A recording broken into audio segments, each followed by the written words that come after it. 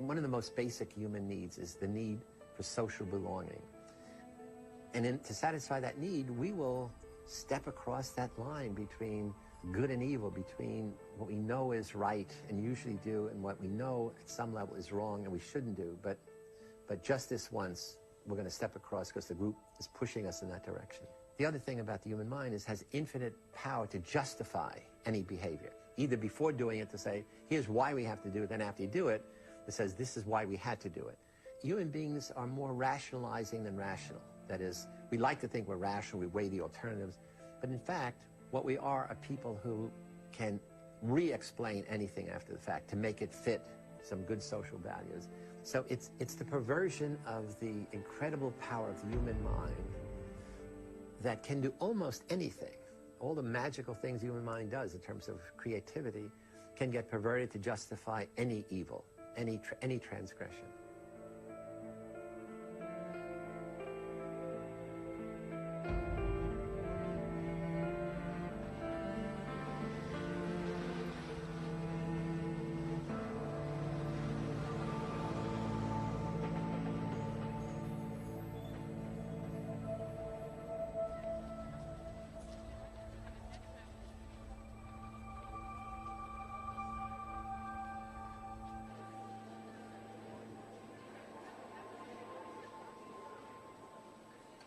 Mr. Ron Jones, please, stand out back.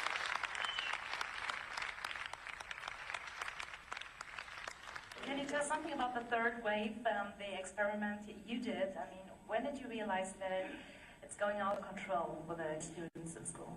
For years I tried to hide from it, avoid it, not discuss it. It's a responsibility to really try to understand what is good and what is evil. I thought it would be a one-day exercise.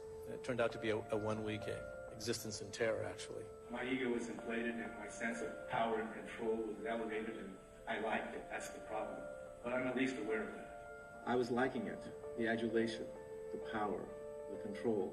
By the fourth day, my wife was saying to me, you have to stop this. It is very dangerous. What Ron Jones, as far as I understood, was trying to do is have American students of the 60s appreciate the ease with which similar students in Germany became part of Hitler's youth. I stumbled upon a bit of human nature and psyche. Why do we give up our freedom for the thought of being better than everyone else?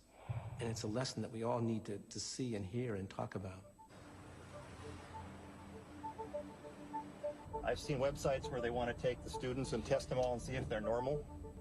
And I've seen websites that think we were all the websites where they bought the fictional version think we were all really truly nasty kids, which we were not.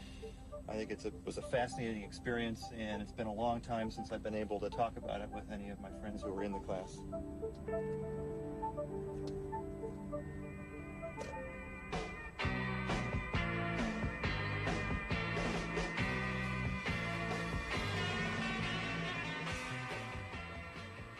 Palo Alto in 1967 was already a high-tech center, already a very professional middle-class, upper-middle-class community. People moved to Palo Alto during this time to have their kids come to school and to be in the Palo Alto school system. We grew up and took it for granted. We had the best schooling, I think, probably in the country. The students were extraordinarily socially aware. There was an aliveness and activity orientation to be involved with society and contemporary issues that I had not encountered prior to coming to live in Palo Alto. I remember when JFK came to town, there was a motorcade and it went by our school, so there was a lot of very patriotic feeling, but then the Vietnam War was happening, so you were trying to balance both of those. Again, this all changed in a matter of months, weeks and months after the wave. But at the time of the wave, we were mostly clean-cut, well-behaved 15-year-old kids with a charismatic teacher that we trusted and loved. When I first met Ron Jones, I thought, God, he is so young. He's like one of us. I hired Ron Jones. He was exactly the teacher I needed for a slot, because he had an MA from Stanford, he had good academic credentials, and at Palo Alto that was important. Cumberland was a great school because it was closer to the East Side. and it had an eclectic kind of population, and it had a tradition for being a very innovative school. So I felt very fortunate to be there. He did innovative things too. He was bringing guests to the class, very interesting, controversial guests. He brought in a communist, he brought in a Klansman, he brought in a member of the American Nazi Party to talk about white supremacy. All the way through, he was presenting different sides of every question. I remember when we studied about Vietnam, he made us write 10 arguments for, 10 arguments against. He didn't try to be above you. He tried to, I would say that Jones had a capacity to teach with you. When he said he did simulations, I realized that's a lot of what he lived for. He liked creating the experience of being there. It was always exciting. One day you'd go in and the desks were in a row, and then the next day you'd come and they'd be all spread all over the room. He had what I called stage presence. I didn't know at the time that he was an actor and a fiction writer, but he commanded the front of the classroom like a skilled actor.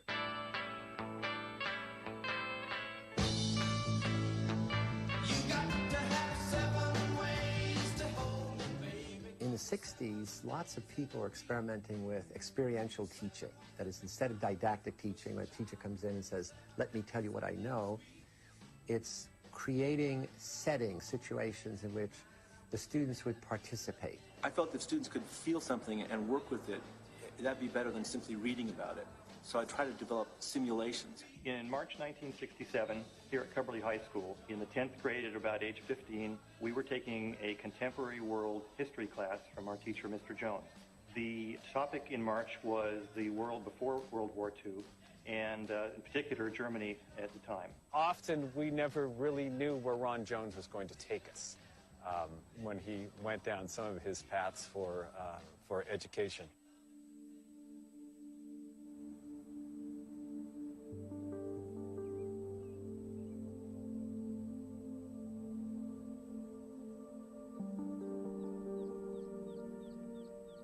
My memory of the third wave was that we were asking Mr. Jones, as we were finishing up one unit of study, what are we going to study the next day? Because we were so fascinated by his teaching, by his lectures. We couldn't wait to hear what was next.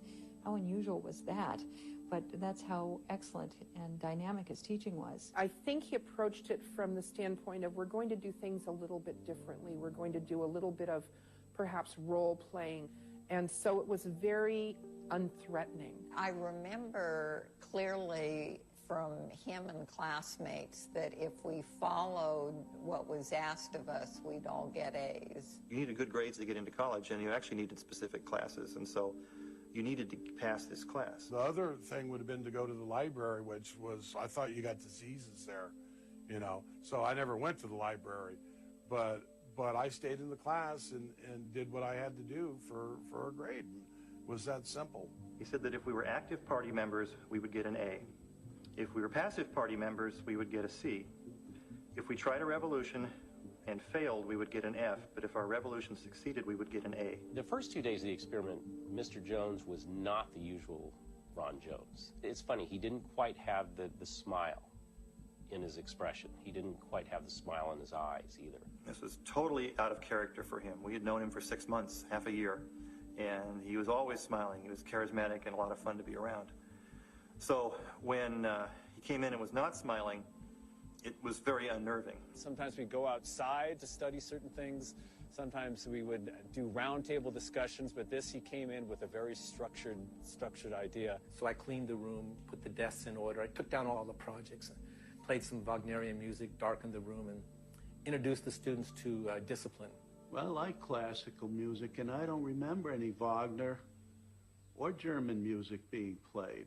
He wrote on the board the idea, the concept of strength through discipline, how it's through discipline and practice that athletes were able to perform all the things they did. He did have us sit at attention at the seats, as opposed to just sprawling all over, as is the usual thing you do in high school. He talked about how when you sat straight and sat at attention, you could breathe easier. When you breathe easier, you could concentrate better, and your answers are more concise. The moment he said that, the entire class shifted their posture, and here they all were sitting bolt upright with their feet on the floor and their arms to their sides. That was actually pretty comfortable for me because I play the harp and you have to You know, it was like, okay, this is, you know, there's certain things about your body energy when you sit up straight, and this is all fine with me. One of the first things that he did for us was give us an exercise where we put our hands behind our back and lock them together. We're going to look forward, straight ahead, and everybody thought, okay, this is kind of fun, you know. I can play along with this. That was easy for me to sign on to. You know, there is a certain strength that comes from discipline. The question is, to what end?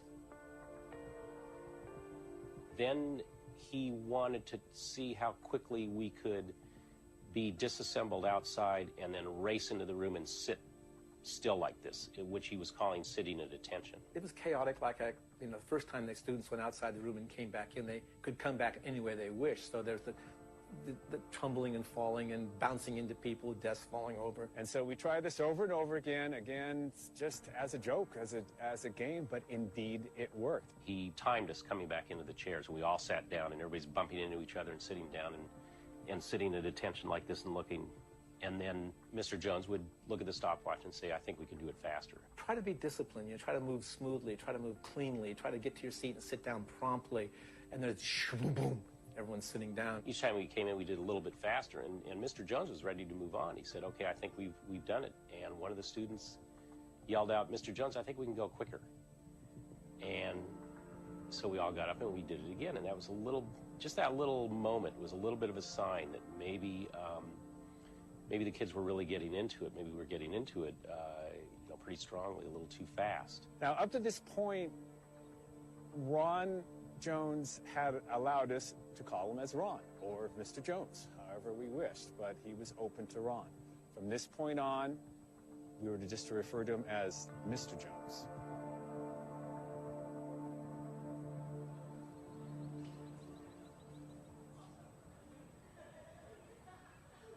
Well, I entered the class the second day, and I really anticipated that the class would be back to normal. There'd be this hubbub of excitement, and we would discuss the first day. But to my surprise, the class was kind of sitting there.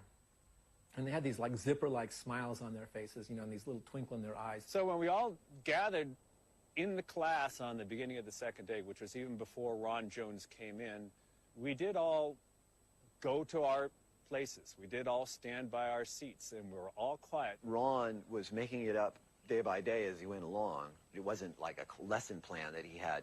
So spontaneously, I went to the blackboard, and strength through discipline had already been there, and I wrote down strength through community.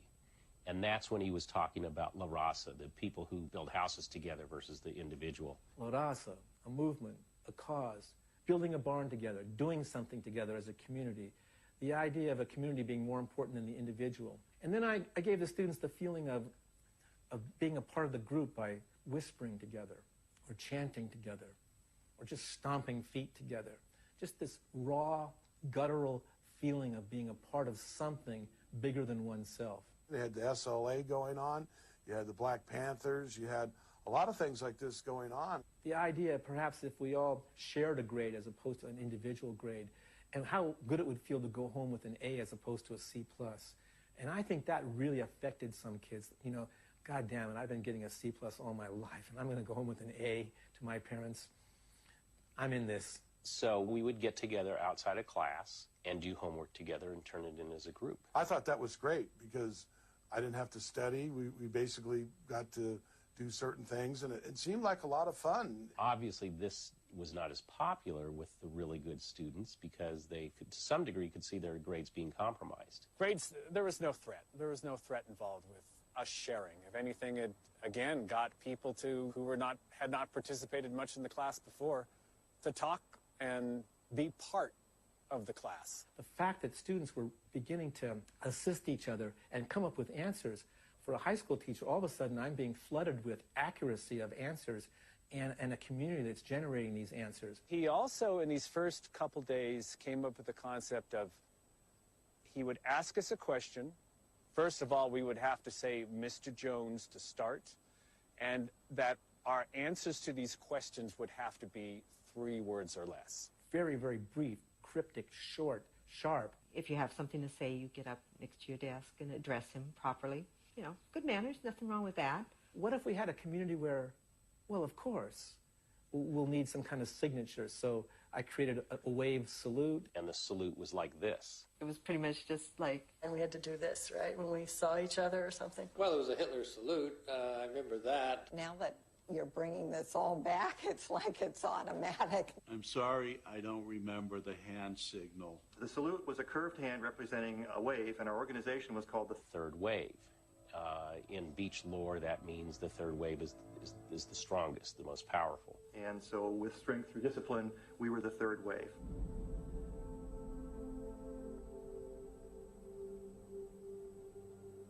He gave us our third wave ID cards. And this was, again, I just reached in my drawer and there was a bunch of index cards. So I pulled them out and passed them out to each student. And he said, all these cards are going to be blank except for 3 of them, which will have a red X on them. With the idea that if you get a red X on your card, you're a little special. You 3 are going to be the informants. What I remember was that he actually used the word Gestapo. You're to report to me anyone who doesn't go along with our community values, which was the salute if you saw another community member. We were to salute each other as we passed in the halls. We were also to salute each other when we passed each other off campus. If he did give out the cards, I don't have mine, and I've never seen one, and apparently none of them have survived. This is a Strength Through Discipline membership card, and this was the one that I put together for the class. And this was the one I made. I was very into psychedelic colors at the time. You know, I used to paint myself with all kinds of psychedelic colors, so I made a very psychedelic kind of card. Another rule was to not gather in groups larger than 2, both in class and out of class and off campus, even at home. I don't think we were to talk too much other than if you have a trusted friend, maybe bring them in. It struck me as very dangerous for a movement to emerge in which people were not free to express what they thought, what they felt. They weren't, in a sense, it seemed, free to even have their own beliefs. So anyway, he passed out all these cards, and 3 people got the red X's. However, as Mr. Jones disclosed later, more than 3 people were turning in names. I'm a big question asker, and lo and behold, that is precisely what I did. I think I stood up by my desk and said, Mr. Jones, why can't we just say what we think? Why can't we just express our opinions about what we think about the third wave? And at that point, he said, you to the library for the rest of the semester. Things that did, I do remember that happened in my class. Somebody indeed was sent to the library. That people were, and more than one time, people were banished from the class. You were there 100% or you were not. And so if you even had a doubt about something he was saying and you mentioned that, he would send you out. People would just disappear, and that no one was able to talk about it made it even more mysterious. And it's not like you saw them after class or after school and saying, hey, what's this all about? So I went off to the library feeling most dejected and outcast and really very intimidated. I think I felt like crying. Naively, I had believed him that he had in fact told all of the faculty that he would collect our names and kick us out. So I was fearful to tell the librarian why I was there, but she was really on me. She wanted to know, what are you doing here? You need to be in class. So I remember just taking a really deep breath and thinking, well, I've got to tell her, and okay, maybe she turns my name in, and I'm already out, I already have the F, so what else can they do? But it still was very intimidating to me, very much so, to tell her. But I did begin describing to her the nature of the movement as I had come to understand it in those first few days, and her response was one of great alarm. She shared with me that she had been born and raised in Nazi Germany and that this was the climate of her upbringing. And she said, this is so like that, and you can't take this sitting down, you have to do something. And I knew that I did have to do something, but I just hadn't been able to figure out what on earth that would be. And part of my dilemma in trying to figure it out was trying to think of what I could do that would have any impact that I could do in secret. That evening I went home and told my parents about this, and I have to give them credit because they said, well, what would you like to do? And the thing that came to my mind immediately was to make posters. About 8:30 in the evening, my father would drive me over to the high school campus. This was a very warm climate in Palo Alto, so all of the hallways were outdoors, and I could just go and and put up posters. And so that first night I just felt like, oh, at least I'm doing something. When I arrived at school the next morning, between first and second hours, I thought, I'm just going to take a quick spin around the school and just admire my handiwork and just see my posters. Much to my astonishment, there was not a single poster up. So I saw that within an hour of school starting, someone had been in charge of sweeping the school to make sure there was nothing negative about the third wave anywhere, and they'd torn down every poster. I don't remember ever asking a student to take down posters per se. The next night, I went home after school and repeated my poster-making obsession behavior, and took a ladder to the school the next day. And each evening, that became the practice, is to lug a ladder to the school. So I would get the posters up just as high as I could. And even then, many of the posters still came down. I guess people would jump up and grab them. But there were some that stayed up, which was my secret and sort of silent triumph. This organization was called the Breakers, who were trying to stop the third wave. Actually, I used to live in Rhode Island, where there was a mansion called the Breakers when I was a child, and the breakers are waves. And then there's the pun of breaking the movement. It was a mystery to me as to the breakers, who they were, what they were. It was one more mystery in that whole event. On the third day of the experiment, Mr. Jones came in and he wrote Strength Through Action, I believe. That was the third day. That was his lesson of the day. Everything that he had been talking to us about the first 2 days with strength through discipline and strength through community really mean nothing unless there's action to go along with it. We started making posters, especially because I was interested in art. That was one thing. I said, I can help out with that part of the experiment. People would cut letters out of magazines and glue them onto pieces of paper, and then he put all these up on a wall in the classroom. There were new flyers that you had to pass out. He really just wanted us out there talking about it. There were tables set up in the corridors where members of the third wave from Mr. Jones' class would try to enlist other students. My name's Rick Schloss. I was a senior at Cubberley High School in 1967. It was between classes, and I'm walking down this hallway, and at this point I encounter a table like this, where there are two guys standing behind it. There is a banner on the wall, and the banner says the third wave. Underneath the third wave, it said Strength Through Unity. At this point, one of the guys comes around the table and asks me if I'd like to join the third wave. Never heard of it before, don't have a clue what it's about. And when I asked him what it was, he said, Strength Through Unity. That's all he could tell me. I asked him again, so what do you stand for? The other guy chimes in, Strength Through Unity. They constantly repeated this mantra without really telling me what this was about. At this point, I decided, no, I'm not interested. I'm going to walk away. And as I start to take a step away, one of the guys walks around the corner, produces a small spiral wound binder and a pencil. And what he's going to do is he wants my name. I refused to give him my name. The other guy started to move over like it was actually going to be confrontational. At that time, I was getting ready to go to battle. It looked like maybe it was going to be a fist fight right here in the hallway. I even saw a fist fight about the third wave in the hallways. People became more and more impassioned. My only feelings at that point were that we were in the right and the people who were picking the fights were in the wrong. That somehow they weren't really seeing what we were up to was nothing bad. It had a lot of energy and a lot of excitement and a lot of purpose. So when I heard that other students were fighting third wave members, my feeling was just that, well, they just don't know enough about what we're doing. And if they knew that then they probably would want to join. I was trying to find out about the third wave as a Catamount reporter at the time. The people that I would ask questions about it would shut me down. They wouldn't tell me anything about it till I got a hold of the librarian. And she said she was going to talk to me about it the next week. And that Thursday, and this is a story I never told my mother or anybody else. That Thursday, two members of the car club came into the journalism office, and they knocked the breath out of me and told me not to write about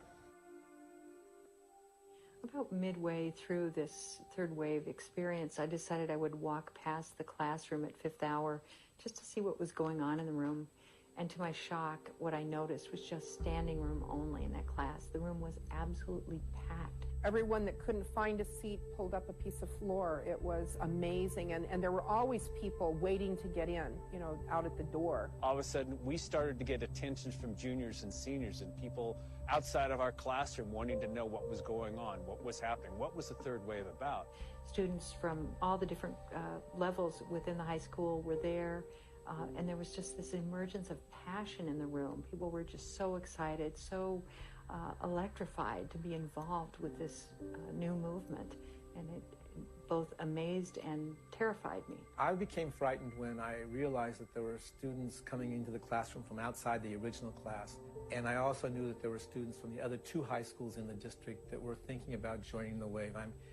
I was privy to that kind of gossip. Those red X's that I had given everybody became this funnel of information. I knew everything that was happening. It was scary to know minute details about what someone was telling their parents or what someone was telling their best friend. It's not enough to think a certain way. We have to act in a certain way. We have to be strong. We have to get rid of the weak people in the class. We have to get rid of the potential informers, the spies. Yes, we were part of a group, but now we had finks out there. I think there was an innate feeling of wanting to be accepted by your peers. I wanted people to like me. I think I would have been capable of many things that I would hate to admit. The scareder they were of being caught themselves or being hurt, the more they gave up information on people.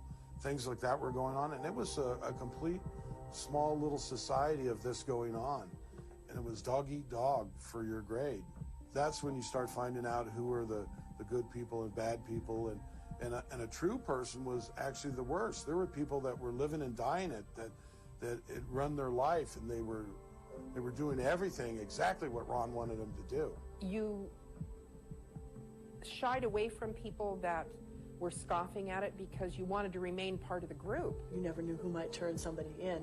And when there were these mock trials, you never know if somebody had actually turned the person in or if it was just made up. In this classroom, with Mr. Jones at the head of the classroom and us sitting in our rows, he would come into the class and tell us that he had heard from his secret police and there had been violators that had to be tried that day. He would stand up in front of the class and he would say, so-and-so, and they would snap to attention at their desk and stand up next to their desk. You have been seen in the company of known revolutionaries. What do you have to say about that? And all of a sudden the class would start chanting in unison, guilty, guilty, guilty. Jones would go over to his desk, grab one of his ditto forms and says, you are hereby exiled to the library for the duration of the experiment. Whenever this class meets hereafter on a daily basis, you are to go to the library. You are never to come back to class. And that student would be escorted out the door and they'd be gone. During one of the weeks, I think it was the second week, I had passed one of my classmates in the hall who was in the third wave, and she had given me the third wave salute, which I did not return, not being part of the movement. And I could see her face just turn, just this look of shock. And she said to me, Sherry, you didn't return the salute. So I just told her, well, I'm not in the movement. And she said with a tone of disbelief, you're not? What? And I reiterated it. And from that moment on, she wanted to have absolutely nothing to do with me. Anytime we passed in the hall, she would look the other way. Outside of class, I believe it was after the second or third day, I was with one of my best friends. And in that day, we were saying strength or discipline, STD. Those are the initials, the acronym. There was a commercial out in that day. I think it was for Tide or for Ajax. I can't remember which one, but their slogan was stronger than dirt. So I told my best friend, I said, STD means stronger than dirt. And he just laughed and all that. I was just making a joke about the third wave. And we went about our ways and everything. The very next morning, Mr. Jones has me stand up at attention. He says, Mr. Neal, I want you to stand up next to your desk. And he pulls out a piece of paper out of his pocket and he says, it's been said to me that you said STD means stronger than dirt. And I look at my friend who sat in front of me and he's just staring straight ahead. No smile or anything. And I realized, obviously he had turned me in. And then there was also the phenomena of some students getting psychologically involved in it, well beyond a game. One of the students sat over here, very corner of the room, right by the door. And I remember he'd always sit there, even during lunch hour. No student should ever be alone. And this kid was just alone. And one day he followed me into the faculty room where he was addressed by the English teacher, Mr. Tanner. Mr. Tanner said, "You don't belong in here, you're a student." And this child turned to that teacher and said, "I'm not a student, I'm a bodyguard." All of a sudden, there was a line crossed all over the place, and this wasn't about teaching students or running a simulation. This was out of bounds. He would have bodyguards around him. So, of course, whenever we saw Ron Jones walking in the hallways, he would be getting salutes. He would be saluting. His bodyguards would be saluting, and we would be saluting back. So there's this group, this master and his group would be walking through the hallways and creating this wave of salutes as he went through. So this is that kind of mixture of things happening. Some students just wanting to go along, some students joining because it might be fun, and some students taking it on as, this is my salvation. It all went back to the way that many children were raised in that time period, where, you know, they didn't get a lot of one-on-one personal time with their parents. There was no such thing as how are you feeling, and nobody cared how you were feeling. You just got the best grades you could, and you went on to college, and that would please your parents. At that point, we knew we had slogans, rules, sense of direction, and we had a secret police to make sure we followed the rules.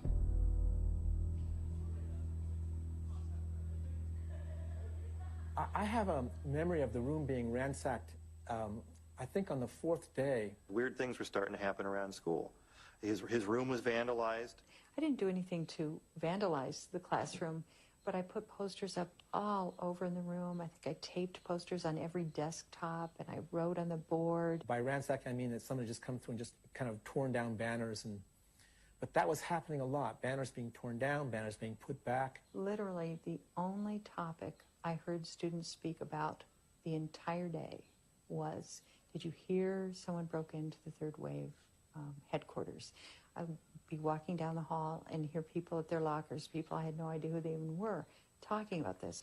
Really, my fear was all the greater because I just felt like if someone finds out that I did it, then the danger is greater. All of a sudden, from the very beginning of the 4th day, things were different. Mr. Jones came into the classroom and closed the curtains and shut the door and locked it.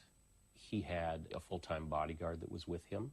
By now, there were members of the car club who were acting as self-appointed bodyguards, and one of them stood by the door when it was locked. He turned out the lights, drew the curtains, and it was pretty dark in there. At this point, he, I believe, expelled a couple people on the concept of performing mock assassinations. I believe they were taken out of the class at that time.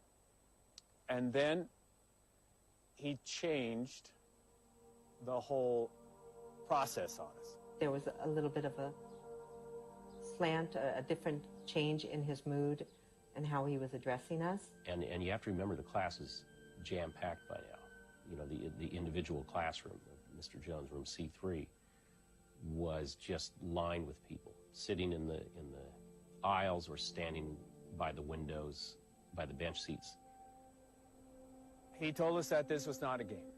This was not something that just our class was in, but that teachers all over the nation were doing this in classes, and that we were going to get together and form a third political party in this country.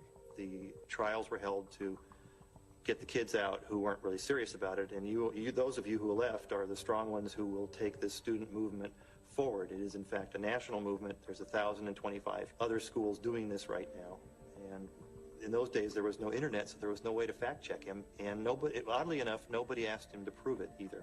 We trusted him, or at least we weren't in a position to make waves. This was happening in San Francisco. He said this is happening in Chicago, this is happening in Philadelphia, this is happening in New York. And because it was working so well, they were going to come out with their party leader the next day. That changed the simulation. That changed it to being the stakes were raised, and all of a sudden it was bigger than me, and it wasn't something that I could pull out of and have it stop. The group had come together because of their disenchantment with our country after President Kennedy's death. Now, all the hopes that he had, and we had as a nation through the Peace Corps and development and civil rights, and you're saying there's now a new party being formed to take a lot of those values and bring them forward again, because they've been lost. And of course, for us, they have been lost, because there was the Vietnam War going on, and there were still civil rights problems, and there were still leaders being assassinated and killed left and right in our country. I remember inside of myself thinking, I trusted the government that they were telling us the truth, and it was my first experience with political situations where we weren't fully informed and we didn't know necessarily everything that was going on. And I recall feeling betrayed a little bit by our government. Our country was having economic problems, that we could do better economically, that we could do better politically, militarily, that there was a lot of weakness going on with our current administration. We were in a war that nobody wanted to be in, that we were going to find a better way, that we were going to get rid of those people in Washington who were not following what the mass of people wanted to follow. And oddly enough, there was a Time magazine or some magazine that happened to have this thing called the third wave. One of my fellow classmates from the back said, "Mr. Jones, what about this?" And it was a color ad, and it said, "The third wave is coming." And I reached over and grabbed it and I said, "And this is the signal of action. And tomorrow we're going to have a rally. You're going to meet a presidential candidate that's going to explain the purpose of the wave. And this is our new leader. And we're going to rise up together and change the world." Well, that was my magazine. I brought that in. There was a double page. There's some pictures on the bottom. There's something about third wave, and it kind of crossed the scene boundary in the middle. That kind of helped decide me into the state of thinking this indeed is going to happen. When he told us this was a real thing, a real youth movement, I don't remember any more about this youth movement, what it was supposed to be, but the fact that it was supposedly real, if this was how it was being run, I didn't want any part of it.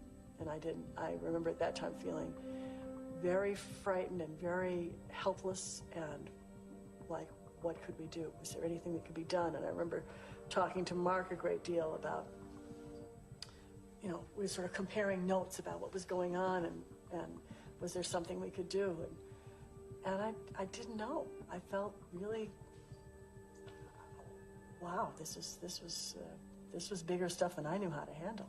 I believed it was possible because there were a lot of other things happening during the 60s of movements that had gone nationwide. He said he wanted all of us to report the next day at noon to room H1, which was a big assembly hall. And on closed-circuit TV, the National Party leader would come out on a limb and cut it off and announce the new student movement. Mr. Jones then abruptly left the room, left us all alone in the dark. I remember one student jumping up. It was a girl, I think, and she was telling everybody to not go, that this was wrong. And I don't think anybody joined her. And I kind of looked around out of the corner of my eye, and I saw that everybody else was just ignoring her and staring straight ahead, which had a lot, forced me, to sort of keep going along with everybody and not, disband at this point. When we left that class that day, I and friends of mine were flabbergasted. My world had changed. He was such a beloved, charismatic teacher. To have him say that this was a real thing, it was, I don't think I've ever felt so betrayed in my life. When Ron Jones told us this was going to happen, he gave us a couple conditions. And the conditions were that we were not to talk about this upcoming assembly or that the third wave was a real political group. We were not to talk about that with anyone. My mom's concern was mainly that somebody that was in authority was talking to the students and that some of the students were really getting into what he was saying and that this could cause an upheaval in our democracy, and she felt it was just the beginning of something bigger that she had seen happen with Hitler and so forth. One of the rumors was that a kid had gone to their counselor and complained about it, and the counselor had turned them in to Jones and they'd been exiled. We never know who the student was, but the rumor was very effective at keeping us at bay. I didn't let anybody know that I had gone to the counselor to speak with my mother because I didn't know who had that connection with Ron, and they might say, oh, she knows, and so make sure she doesn't go to the assembly. We usually talked about all kinds of things, politics, school, whatever, and we'd sit down to dinner every night. And they noticed this particular night that I was not very talkative and that I seemed to have something on my mind. So they asked me, and I told them, I said, maybe you don't want to go to work tomorrow. I said, I think it would be a good idea if you didn't. But if you do have to go to work, see if you can be by a television set at 12 noon, because I think something really major is going to be happening. Well, the principal is pretty excited and elated by the wave because it took all the discontents off the street for a second, out of the corridors. They were ending up in my classroom, so there seemed to be a calm about the school and an order that he really appreciated. Ron Jones didn't keep me updated day to day as the experiment went along. I didn't expect him to. I had approved his approach, and I assumed that he would carry it through in a professional manner. And as I say, I did get 1 or 2 calls from parents in which I explained the purpose of the lesson, and that I thought it would be an excellent way to teach students the dangers of totalitarianism. That afternoon when I was walking in the corridors, I saw a lot of the students, the senior students who were the long-haired radical protesters who had cut classes to come to the third wave. I heard them in the hallway saying, we're going to get the pigs out of Washington. We're going to get us out of Vietnam. And, you know, even though we were sophomores, we were 2 years away from the draft. Vietnam was a draft war. It wasn't like the Iraqi war. And in a couple of years, the government was going to hand us a gun and say, either kill or be killed. And so when I heard these guys saying, you know, we're going to get the people out of Washington who are responsible for this war, that motivated me to want to go to the rally the next day. You didn't want to fail because there were all these other people counting on you. You didn't want to be the reason why it didn't progress.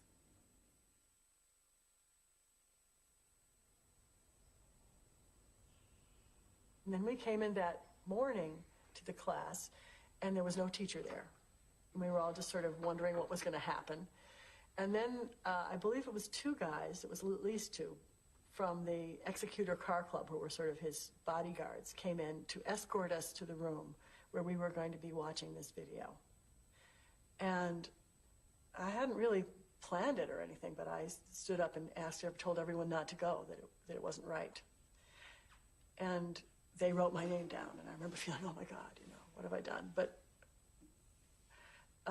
only one other girl didn't go, Jeannie, was sitting right in front of me. And everyone else left, and I was I couldn't believe that everyone was going to really watch this rally. And I was very disappointed in myself, and yet I remember my heart was pounding, and I remember feeling Jeannie and I sitting looking at each other and like, what do we do now?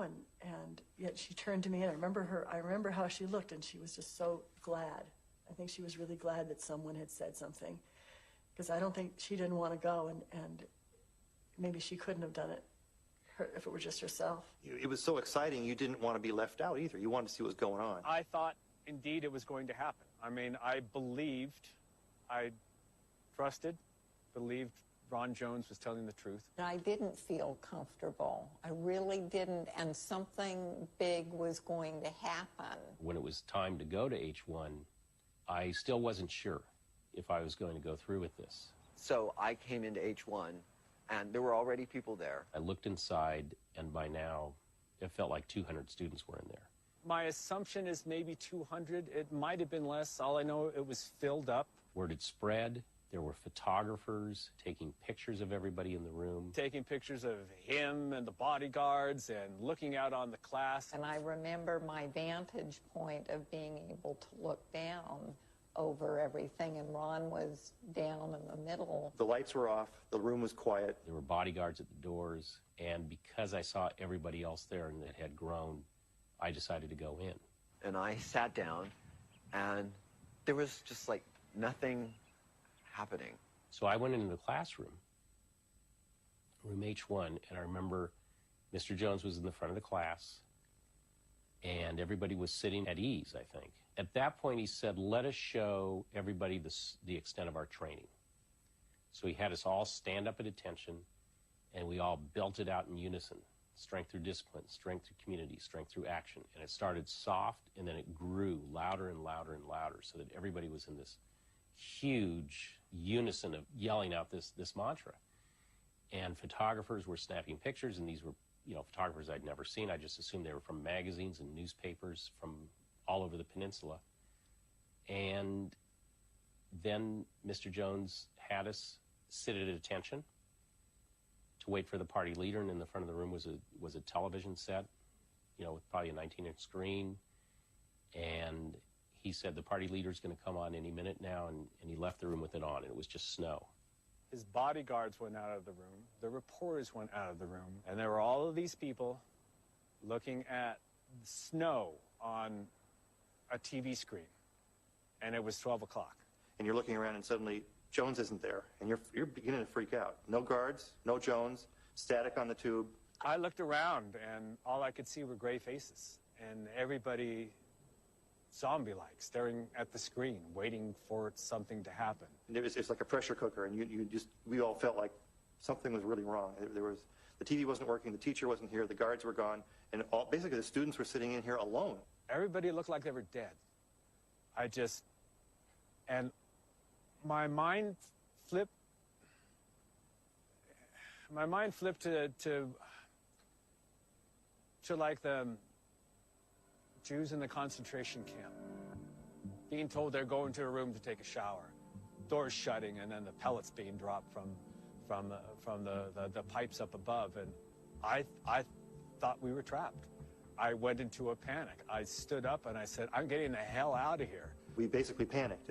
In my case, it was like, something's very wrong here. I got to get out of here. I just remember Steve Canelio and we just ran out. And we raced towards the doors. I fully expected it to be locked. And so I headed out that back door as fast as I could in a panic. I tore out of there. I ran down the stairs. You've got 1 foot in the door, 1 foot out the door. And then all the lights came on. And it was Mr. Jones standing in the back of the room, and he turned on the lights. And he slowly walked forward to the front of the room, and he looked shaken. I remember this sickening silence in the room. It was almost like a sweating room. It just got hotter and hotter as this particular leader did not appear. And then to release that tension, I remember having the students whisper some of our edicts, like strength through discipline, strength through community, strength through action. And I remember them louder, sitting at attention with their feet flat against the floor and their back straight, strength through discipline, strength through community, bam, bam, bam, bam. And then I remember this thing flickering in there as these students waited for this leader to appear. And there was nothing, just this static. Somebody yelled out, "There is no party leader." At that point, I snapped on this visual, and it was Hitler, and it was the Holocaust, and it was bodies and hollowed eyes and the horror that we had fallen victim to.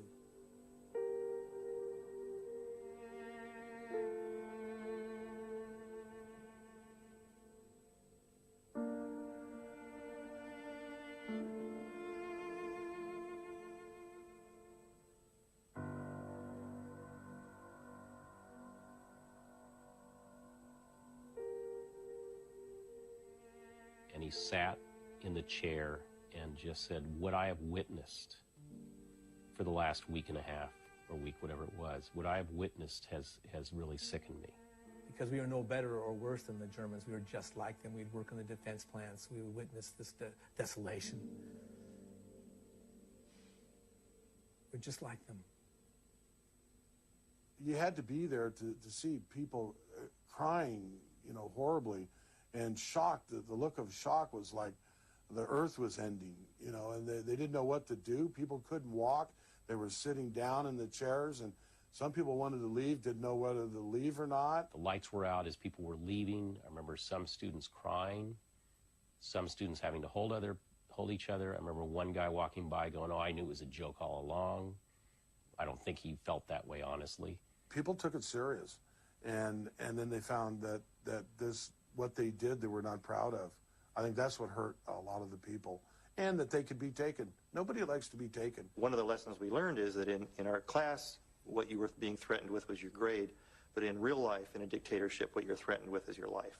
I hate to think that I go through life thinking it's all about me, but this was such a moment when someone came to get me to say it's over. I thought, oh, they found me out.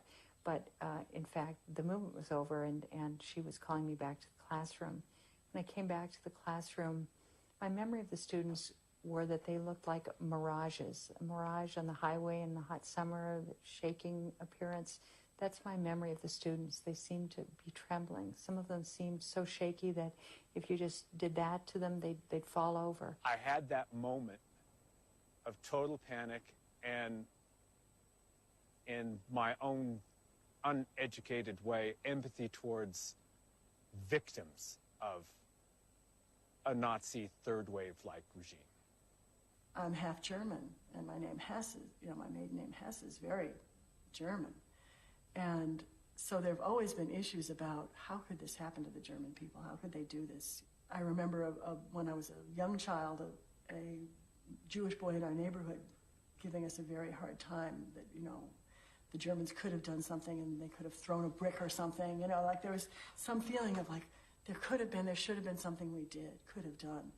And even though all my grandparents were born here, I still had this feeling of like, in my body even, that there's something about being German that was so shameful because this thing had happened and the German people didn't stop it.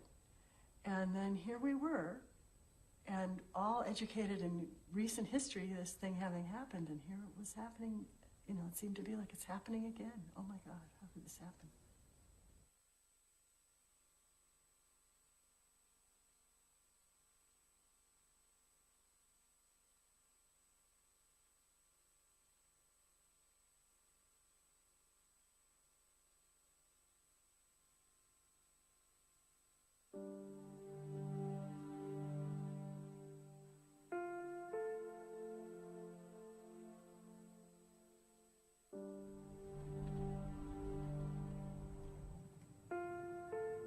I believe it was one of the greatest lessons I've ever been taught, was not to be controlled, not to do anything that you honestly within your own heart think you shouldn't do. Anybody can be drawn in and become a part, just like they did in Germany.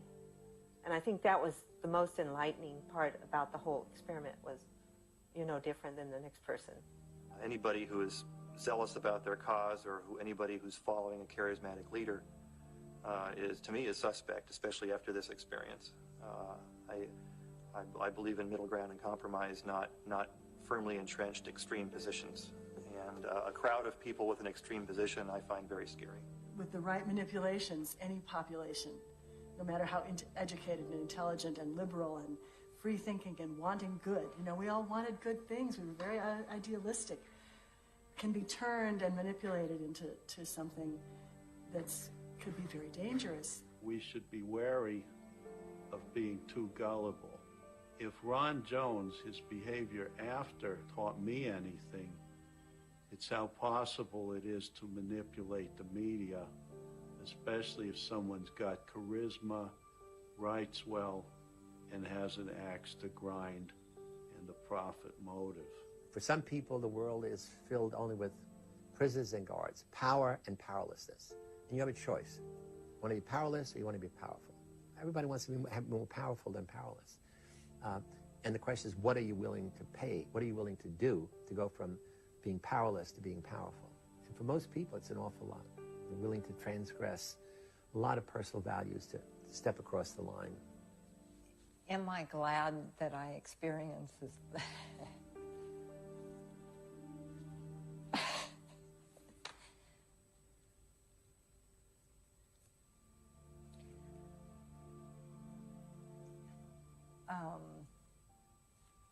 I don't know where the wave of emotion comes from, apropos word, but yes, I'm so incredibly grateful for the experience, and it was so important in my life and continues to be.